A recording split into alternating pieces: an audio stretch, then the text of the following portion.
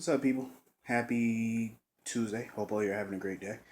Um, where the fuck do I begin? I'm happy Diane is handling this whole Alexis situation.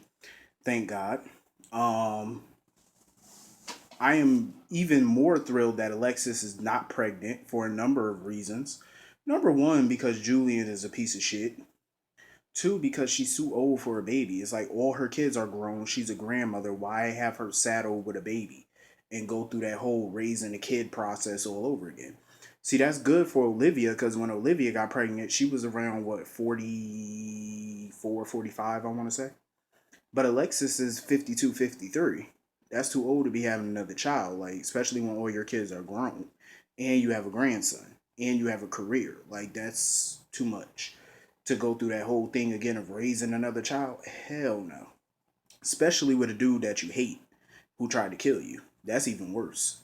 So thank God she ain't pregnant. And I'm happy Diane is there for her.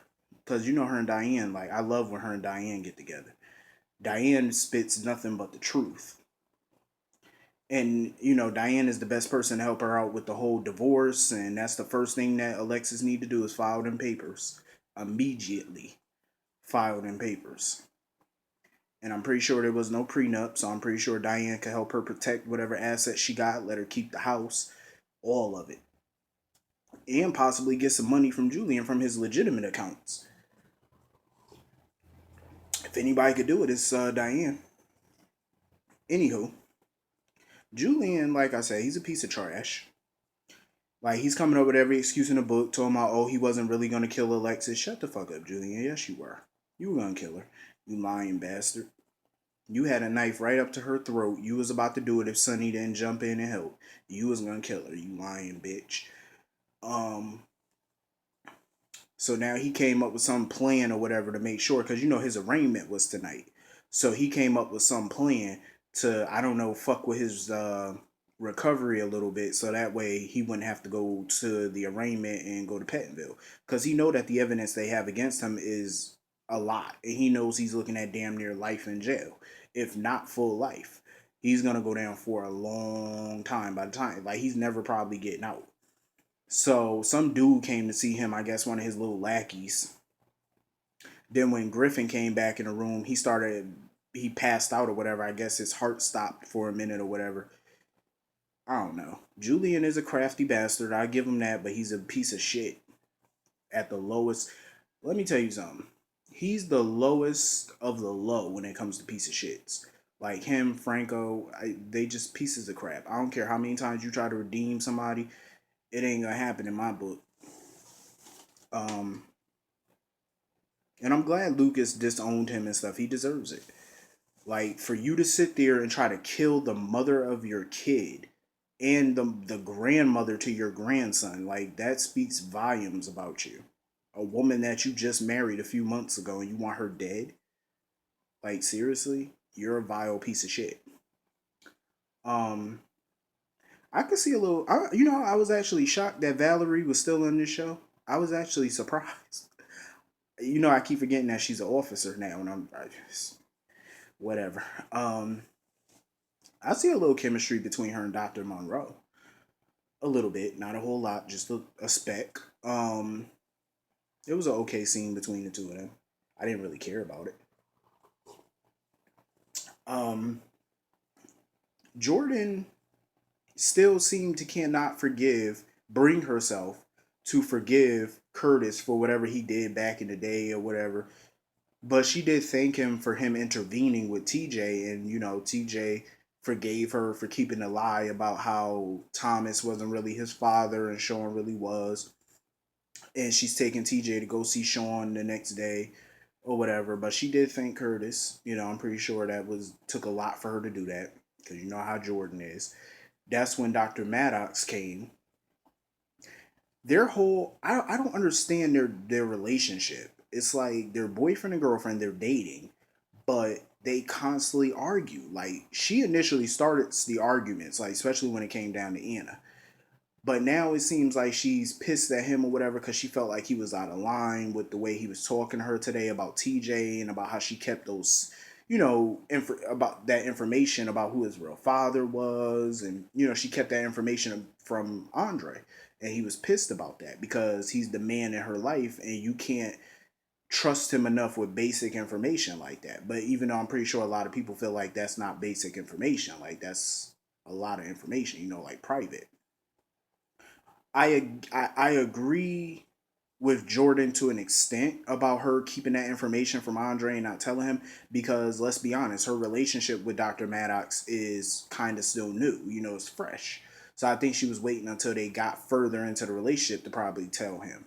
But I also get where Dr. Maddox is coming from. He's the man in her life, and she should have confided in him. She also knows he's the therapist, so she definitely should have confided in him.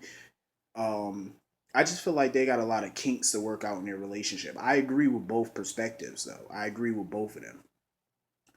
Um, so apparently Nina, she wants to cancel the investigation on Claudette for Nathan's sake, because I guess Nathan told her to cancel the investigation or whatnot. Whatever. But I already know she gonna go behind his back and still do it anyway, because I would. I'm just saying. And Curtis is up for the task. But I do see chemistry between Nina and Curtis, though. I don't see it going nowhere, but I could see them potentially hooking up at some point. Anyway, back on Cassadine Island. So Valentine Cassadine. I remember 6 years ago, Vincent Irizarry, who played the legendary David Hayward on All My Children, and he now plays Deimos Kyriakis on Days of Our Lives. He was supposed to play Valentine, but the character never materialized. They kept pushing it back, postponing it. They even had another actor that was supposed to play the Valentine character, but it just never jumped off the ground. So now that they finally brought up the Valentine character, now they got what's his name, James Stewart, whatever his name is.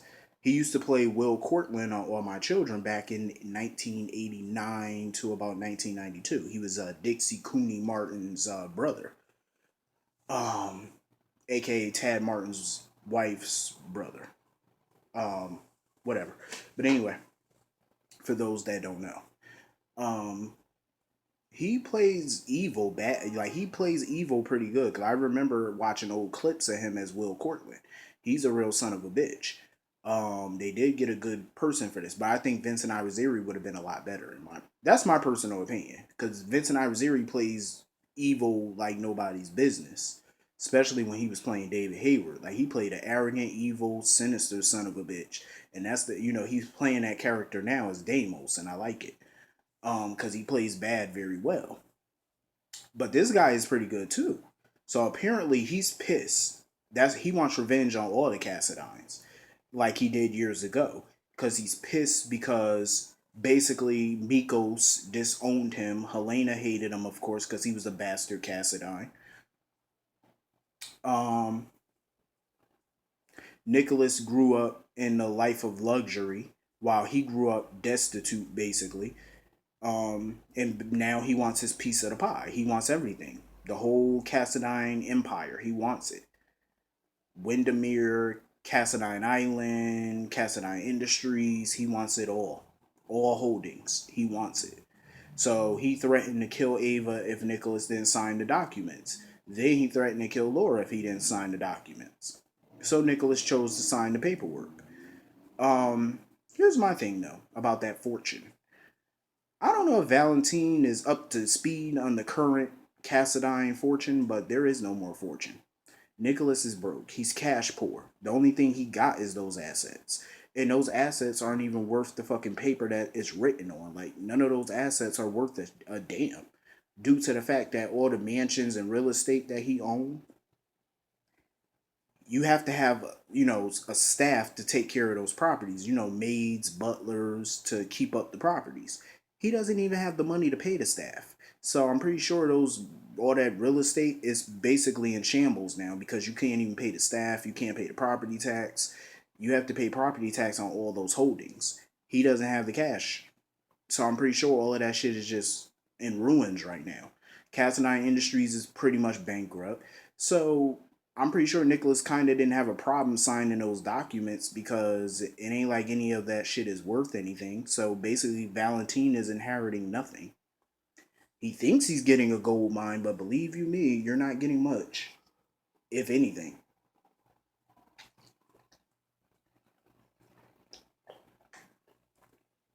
All that stuff is fucking worthless. Soon he'll find out. Um, Overall, it was a pretty good episode. I don't agree with Jordan slapping the shit out of Andre. I don't agree with that. She need to keep her damn hands to herself. For the Ike Turner and him come out, because you never know. I'm just saying. Um, but I'm pretty. And Dante is so fucking stupid. Laura was sitting there explaining to him an exit strategy, telling him to go down to the wine cellar. The tunnels are down there, but if you take a wrong turn, you're gonna go to the laboratory instead of to the docks. Because one of the exits in the tunnels lead to the docks, and one leads to the laboratory. Dante's sitting there like he's stuck on stupid. He need to hear the whole plan all over again. Like you're a cop, you should pick up on it the first time she told you, dumbass, idiot. Damn, listen closely next time. Pay attention, boy. She'll teach you how to do this shit. I love Laura and Kevin together because it's a very mature, grown up relationship, and I could see them being together for a long time, probably the rest of their life. Like, I like the couple. I like them together. Hopefully, in the future, Lucy Coe don't try to interfere, but I like them together. It's a cool couple. Anyway, oh boy, you're having a great day. See you later.